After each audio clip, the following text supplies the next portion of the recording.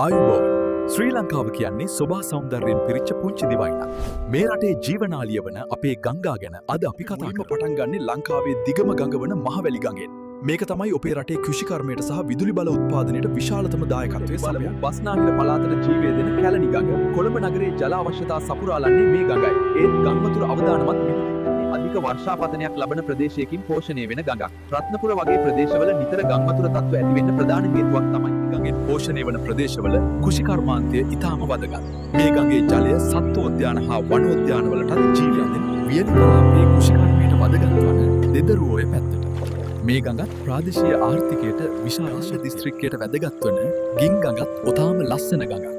මේ ඔවට පරිසරය ස්වභාව සෞන්දර්යයෙන් පිරීලායි තියෙන තවත් වැදගත් ගංගා රැසක් අපේ රටේ තියෙනවා.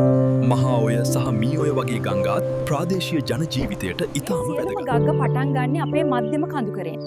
ගග්ගා ද්‍රෝණි ආරක්ෂා කිරීමේ පාරිසරවත් වැදගත්කම අපිට අමතක කරන්න බෑ. අපේ මේ සුන්දර ගංග තමයි අපේ රටේ ඉතිහාසය, සංස්කෘතිය සහ ආර්ථිකය දරාගෙන ඉන්නේ.